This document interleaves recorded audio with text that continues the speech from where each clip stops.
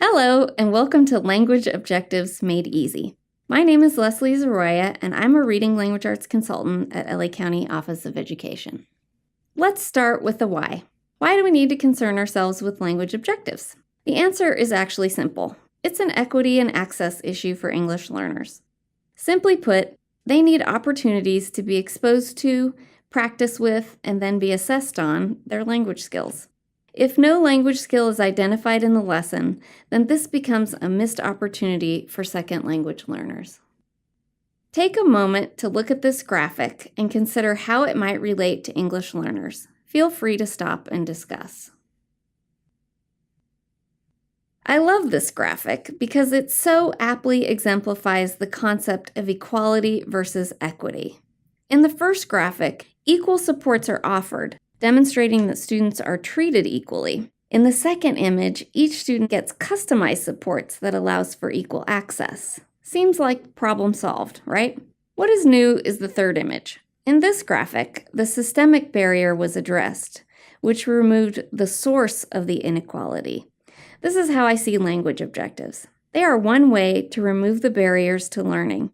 A teacher at one of my trainings said, "It's like we need to be gate openers, not gatekeepers." I love that. So let's talk about the purpose of a language objective. Essentially, it is to set the academic language function and skill that the learner needs in order to fully participate in the lesson. And while all learners can benefit from the clarity that comes from a teacher explicitly stating the academic language that needs to be mastered in the lesson, the true purpose is to make that pathway into the content accessible for English learners. It's also related to part 2 of the ELD standards and looking at how English works. Language objectives help us to break down how it works in the context of the content we are addressing. Let's take a moment and see what one teacher has to say about language objectives. Having my content and language objectives posted and having them side by side, I think, is really helpful for me as a teacher because it keeps me focused on what we're sticking to, and it's easy to get lost on other things. Also, when I have other people in my classroom, then it helps them know what's going on. So instructional assistant, student teacher, parent volunteers, I can say, look right here, you'll see what we're doing. And then I go over them with my kids. I try to write them up while the students are watching, and when I change things, have the students watch so it's not just something that already happened to be hanging on the wall when they came in, and I think that helps so they know that they're an active living thing. But then also referring to them during the lesson points students to where can they look if they're not sure, for example, how to write something or how to say something. And I know that it's effective when students are showing each other. For example, we were talking in math yesterday about how many corners something has, a skewness, and so someone was writing a skewness with the incorrect spelling, and one of their table mates showed them, oh, it's over here, and they went to the language objective because that's where I had it posted and where I had referenced it at the beginning of the lesson. I think also having them know that there's a language expectation, even not necessarily because obviously all of them can't read, but knowing that there's a language support and a language expectation pushes them to perform a little bit more and try. I think Amy does a great job of summarizing why language objectives are so important to her instruction. Now let's get into how to write effective language objectives. The first thing to consider is the linguistic demand of the task. Look carefully at the syntax, style, and language in the text and/or task, and extract the logical connection. In a poem, look at rhyme, figurative language, or tone. In a science article, look for cause and effect or sequencing features. In math, check the procedural elements. In whatever kind of genre or activity, the question always goes back to what language forms or structures will be difficult for second language learners. It's also about looking at high leverage language that students will be able to apply in other contexts. The focus in traditional SEDI classrooms has been on vocabulary. And while vocabulary development is certainly a piece of the instructional process, too much emphasis on low-leverage words is a time waster. It's more important to look at words students need to know for conceptual development and, again, to use in other contexts. Another thing to remember is that a good language objective should always include active verbs. To say students will understand or students will appreciate does not convey active, measurable, efficient, or specific enough goals. The verb should lead to observable products and outcomes. More on that in a minute. Specifying the target language necessary is crucial. Again, it's asking what language is required to complete the task. If the task is to write a summary of an informational article, then what words and structures would an English learner need to do that? The objective should promote speaking, writing, and listening, the expressive skills that English learners need to be practicing daily. And finally, it should be measurable so that the teacher can know if students attained the stated goal and what steps to take next in instruction. Here's a basic frame for writing language objectives, courtesy of our friend and noted EL guru, Kate Kinsella. I like Kate's approach because it scaffolds the process for the teacher and gives little training wheels to get us going. So it begins with students will, then insert an active verb, then tell using what language. Students will do what? Describe a character's emotion. Using what? Precise adjectives. And another, students will do what? Revise a paragraph. Using what? Correct present tense and conditional verbs. It can also be flipped to say students will use blank, this language, to do what? Active verb. Now don't freak out because in this example, the language target is very grammar-based. Content teachers sometimes get scared by the precision of this and think, I have no idea how to come up with a grammar target. Don't worry, let's look at a few examples. So here, the content objective is that students will compare and contrast the physical adaptations that whales and sharks have that aid in their survival. So then we think, okay, what language does an English learner need to be able to do this? So the language objective is students will do what? Write a compare and contrast paragraph using what language? Using vocabulary associated with the function of compare and contrast, like similarly, in contrast, likewise, etc., after completing a Venn diagram with a partner. So the language objective both supports the content objective and gives the learner that apprenticing in how English actually works. This objective can also be assessed.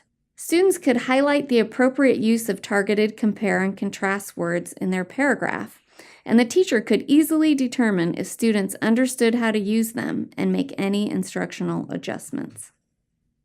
Here's another example.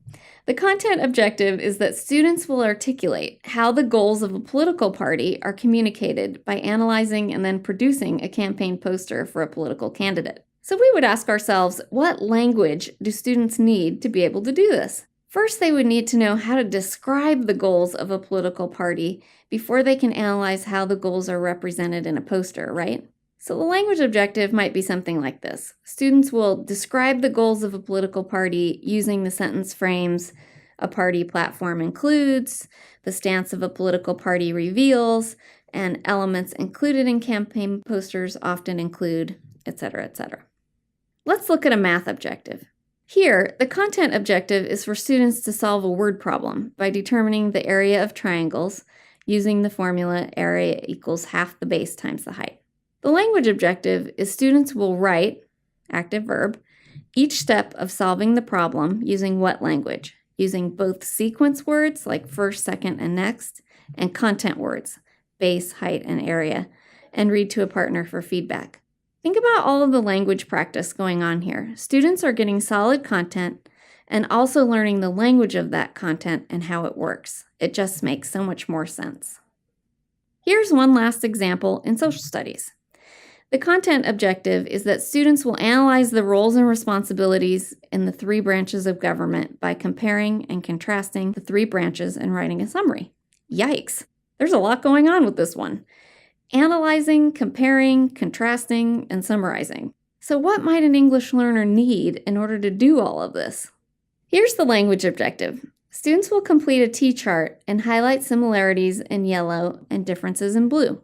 They will explain how the three branches are similar and different using complex sentences and signal words such as one similarity or difference between blank and blank branch is, etc.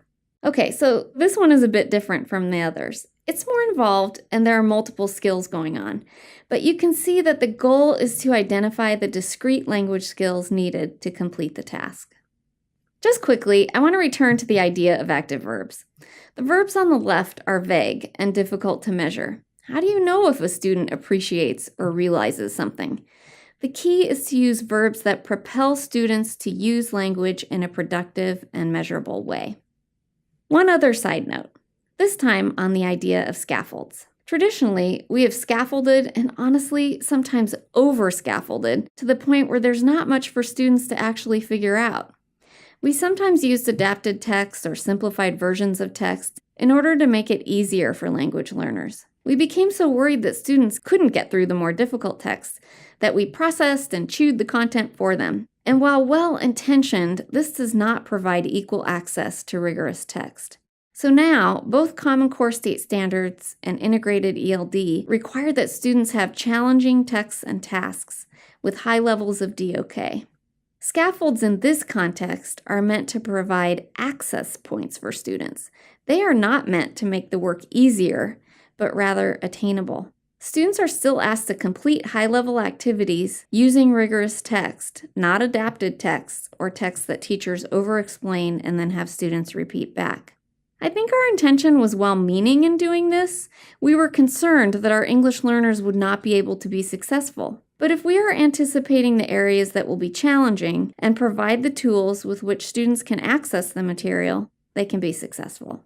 It's really about being very clear in what the language demands are and how to address them. So let's troubleshoot a bit. Read the content and language objective. What's wrong here? How can these line up better?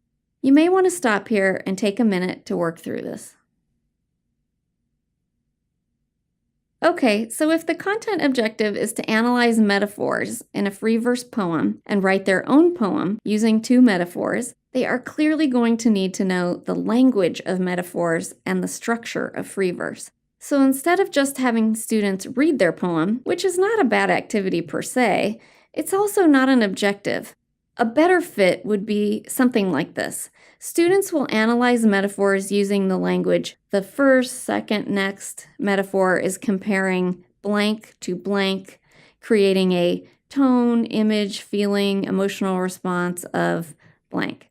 Another piece might include students will write their own metaphors and use the same structure to explain the effect on their own poem. So again, it's more about creating that pathway to the content through a very specific language target. Just reading a poem to another person is using language, but it is not instructing in how language is used. See the difference? Okay, last one. What might be missing here? Take a moment to sort this one out. I love this one because the idea of drawing the best argument is rather silly, but oh so common. Don't get me wrong, drawing can be a great way to communicate ideas, but in this case, it does nothing to create a pathway for an English learner to actually participate in a debate. How about this? Students will prepare debate notes using the following frames. The first major point I'd like to offer is, as evidenced by. Next, I'd like to add that because of. I'd like to counter the point that blank due to blank, and so on. This objective is much more specific and concrete in providing the specific scaffold needed to successfully engage in academic discourse in a meaningful way. Before we finish up here, I'd like to show a quick video clip. This is actually a kindergarten lesson on fact and opinion. Now, if you're a secondary person, you are already tempted to check out. But trust me here, the teacher does an amazing job of teaching the language objective, and her process is applicable at any grade level. And if she can accomplish this with kinder, the rest of us have no excuse. Take a look and watch for how the teacher supports the language objective with a variety of scaffolds.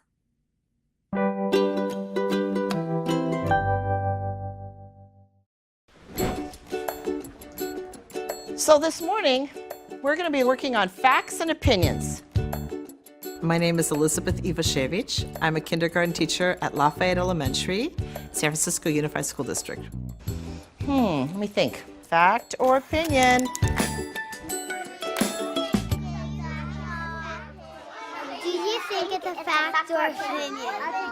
So today in my class, we're going to be learning the difference between fact and opinion and tying that into our social studies unit, which is about American symbols. Face your partner. Oh, now it's his turn.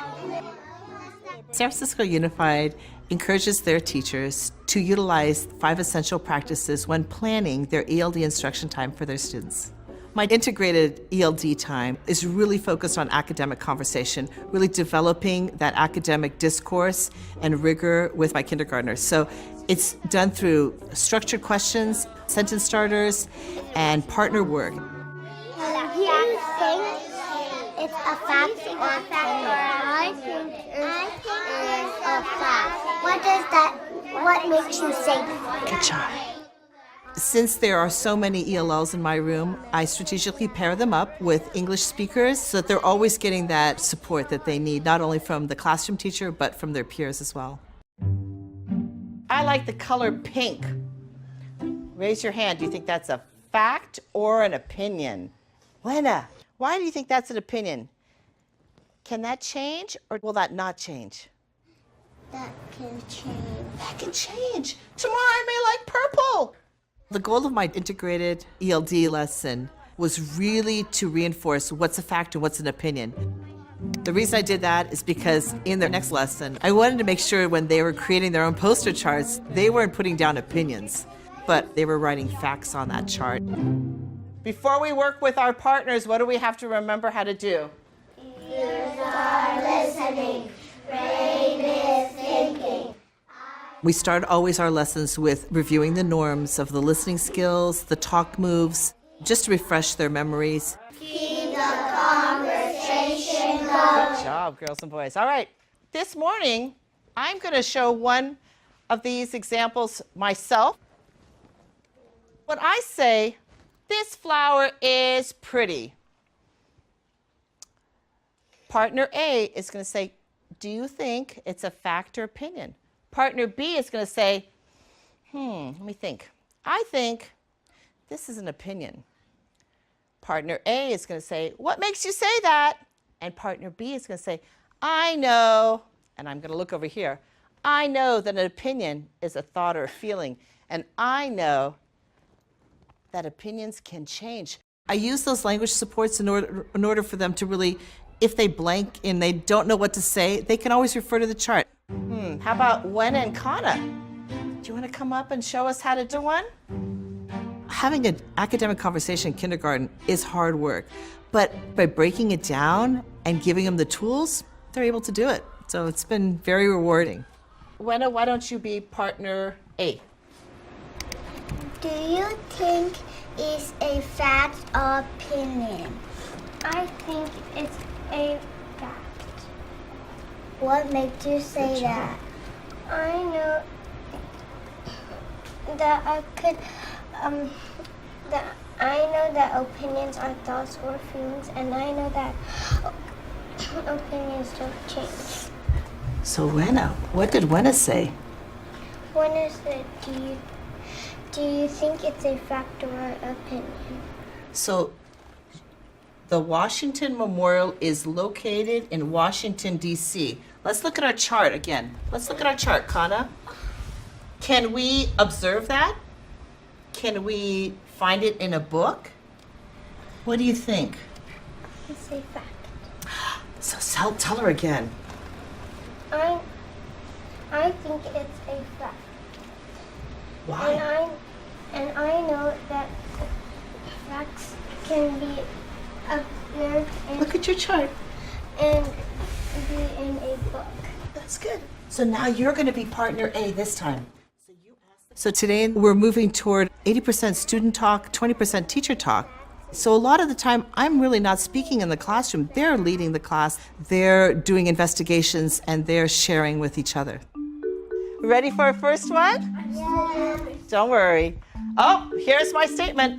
I like the White House. Lights, camera, go.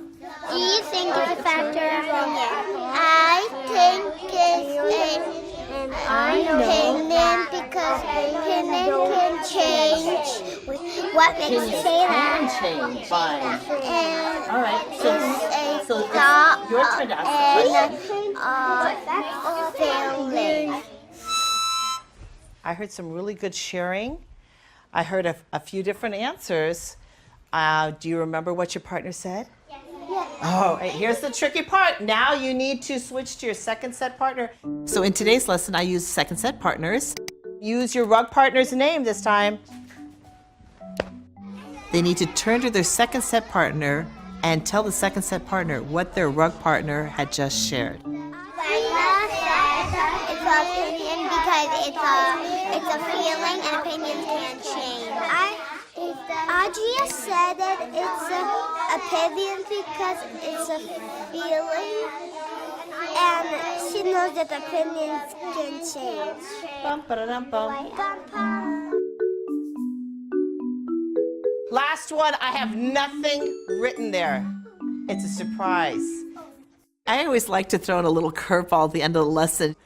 It's an assessment piece, but also it's just kind of more of a deeper thinking piece. This time with your rug partner, I want you to come up with one fact and one opinion. Do you remember who this was?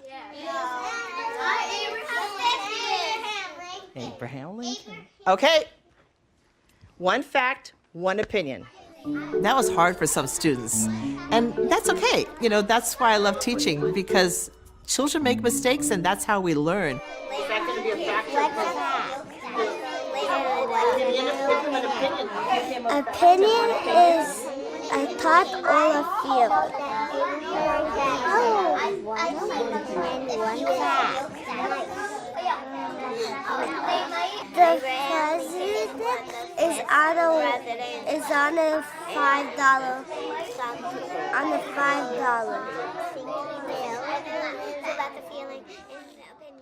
All right, let's go. Lights. Second set. Camera. Adria said that it's an opinion because he doesn't move. Fact versus opinion is really tough. And I noticed a lot of children today were looking at the chart and literally reading right off the chart and not processing what they were saying as carefully. And so for that reason, I really think that my next follow-up lesson has to be something that's even easier than a national symbol. It has to be something that's more personal to them. I want to just go back really quickly and see which ones we got. We use academic conversation throughout the whole day. We do it when we talk about feelings, when we talk about social studies, science. It's wonderful in solving problems and how you got to an answer. Adria, why do you think this is an opinion? Because it's thought. Because it's a thought. It's something I'm feeling, right? A lot of teachers would say that academic discourse is a middle school or high school topic. I would say start in kindergarten, start frequently, and start in small increments, little steps, baby steps.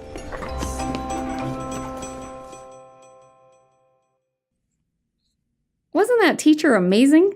Feel free to take a moment and stop here to discuss these questions. What I love about this video, other than that the children are adorable, is that the teacher had a very clear target. She was teaching the language of fact and opinion. And because all of her kindergartners were not reading yet, she used both visual and written cues to present the concept of fact and opinion in the sentence frames. She also reflected on how the students did and immediately knew she had to reteach on an easier topic. She saw that they were heavily reliant on the scaffold and had to keep looking back at the poster. They needed more practice to internalize what it really meant. So her intent was to adjust instruction and give them more opportunities to build on what they had started in this lesson. Such a great instructional cycle, all driven by the language objective. So now there's an opportunity for you to practice with real text. Attached to this module are 4 different content readings. Choose one and work in groups to create content and language objectives. Be sure to share your objectives and make any needed adjustments. Now it's time to apply your learning to your own curriculum. Take a look at the next lesson you'll be teaching and write content and language objectives. Share your ideas with a partner for feedback. Then, after you actually teach the lesson, take a moment to reflect on the questions listed here. This step is really crucial. It allows you to know if that bit of extra planning paid off and why it did or did not, so adjustments can be made. So back to this graphic. You can see that the goal is the same for all students: experience with and completion of high-level, rigorous tasks. And with language objectives leading the instructional pathway, the systemic barrier of language demand is addressed. Before we go, I want to end with this quote from Chapter 2 of the ELA-ELD framework. I think it gives us a different lens with which to approach supporting English learners. It is important to position all students, particularly culturally and linguistically diverse learners, as competent and capable of achieving academic literacy. It is especially important to provide all learners an intellectually challenging curriculum with appropriate levels of support designed for apprenticing them to use disciplinary language successfully. The idea of an apprentice to the language is intriguing. Notice it doesn't say exposure to language, it says apprenticing them to disciplinary language. When you are an apprentice, you work side by side with someone, learning the tricks and tools of the trade. It's a great way to think about English learners in our content classrooms. The teacher's role is to apprentice them in the language that makes up that discipline. And the first step to doing that is considering the language demands of the task and writing language objectives that guide the work. Here are a few other resources for language objectives. Feel free to contact myself or Ruth Baskett, the project director for the English Learner Unit at LACOE, for more information on topics and issues related to English learners. I've also included the link to my other modules, including one on intentional planning for English learners. Feel free to check these out. That brings us to the end. Thanks so much for taking part in this module, and good luck writing awesome language objectives.